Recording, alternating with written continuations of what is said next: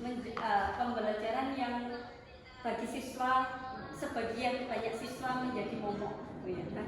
Jadi kita perlu menerapkan media yang cukup menarik, cukup membuat siswa itu dapat bergerak aktif ketika kita.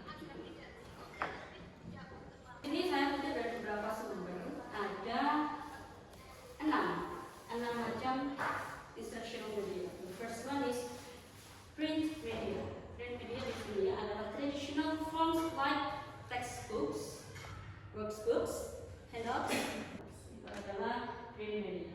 The second type of instructional media adalah visual media. Visual, dari kata visual artinya kan media yang dapat kita lihat secara kasat mata.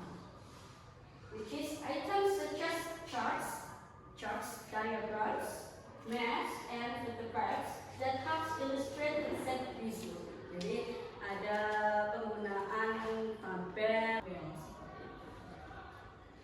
And the third type is audio media. There is educational recordings like podcasts, audiobooks, and radio programs that cater to auditory learners. Jadi di sini ada jenis media yang ketiga, yaitu radio media. Biasanya kita kenal, bisa kita gunakan untuk podcast, salah satu contohnya di sini. And then ini berguna untuk enhance understanding and retention. Jadi ketika siswa itu melihat video itu biasanya siswa akan terfokus sekali gitu ya. Dan daripada kita menerangkan hanya dengan bar gitu, jadi kita hanya menerangkan di papan atau di depan secara langsung, directly, siswa akan lebih pusat perhatiannya akan lebih terkonsentrasikan apabila mereka melihat melalui video. Jadi ada kombinasi antara visual mereka dan sounds atau listening skill mereka. Ini bisa kita aplikasikan pada pembelajaran, misalkan ada teks. We can give them an example of videos that contains footage like maybe Timun Mas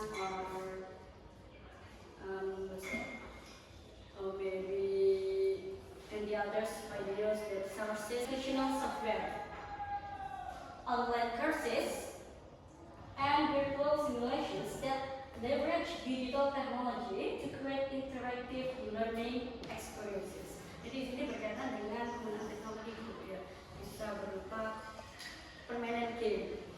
Ya, jadi kita bisa membuka aplikasi, misalkan yang ada di Google, kita manfaatkan untuk membuat game yang kita bisa sisipkan pembelajaran bahasa Inggris di dalamnya. And the last type, there is manipulatives here. What is manipulative instructional media? That is physical objects like models, kits, and tools that students can handle to explore setelah ini. Jadi untuk manipulative media ini adalah media yang sekiranya dapat disentuh oleh siswa. Jadi bisa berupa physical models like physical objects like models, kits, and tools. Jadi siswa itu dapat memegang media itu. Kita bisa menggunakan pictures, matching pictures and words, and the idea of manipulative text. Itu untuk jenis instructional media. Selanjutnya, nah, here, my friends, I have one of 6 jenis tadi. Ini tadi ada print media, ada visual media, ada audio media, ada audio visual media, digital media, and manipulative instructional media. Kira-kira dari ke-6 jenis media ini, untuk gambar berikut ini masuk ke jenis yang mana ya Ibu? Masukkan yang terakhir, ya betul sekali. Ini masuk spinning wheel. Jadi di sini spinning wheel masuk ke manipulative instructional media. Dalam spinning wheel nanti ini kita dibagi menjadi beberapa bagian gitu ya Bu ya.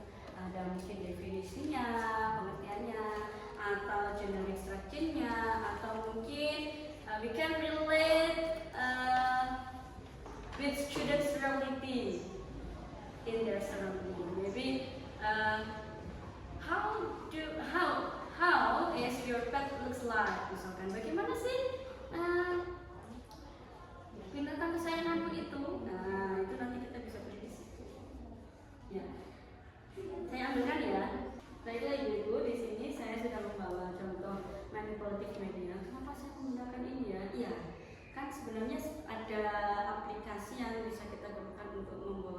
spinning wheel ini.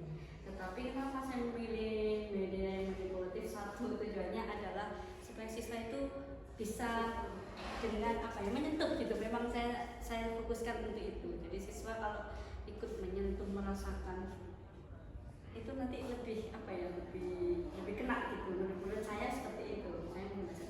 Tapi ada beberapa media yang saya gunakan, saya menggunakan digital media dan yang lain seperti itu. Di sini saya menggunakan manipulatif media sebagai kelompok.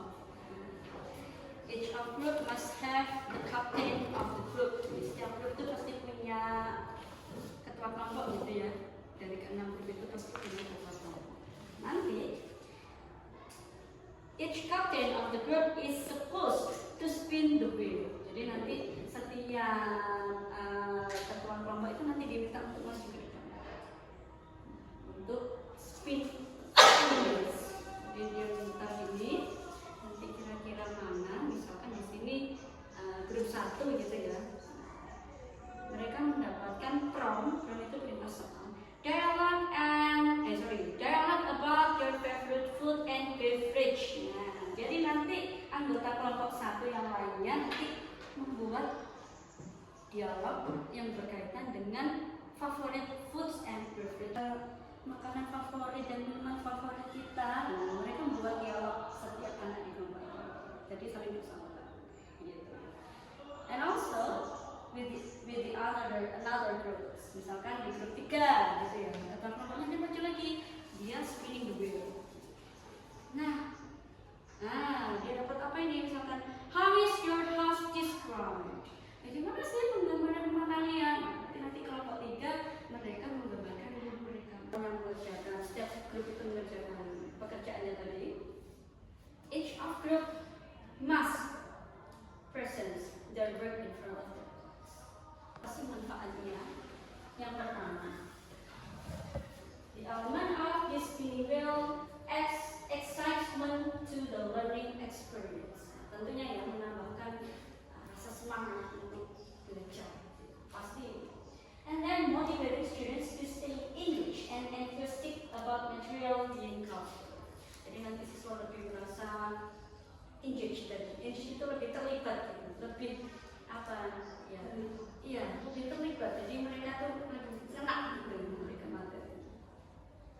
And also must be burden their boredom, mengurangi kebosanan.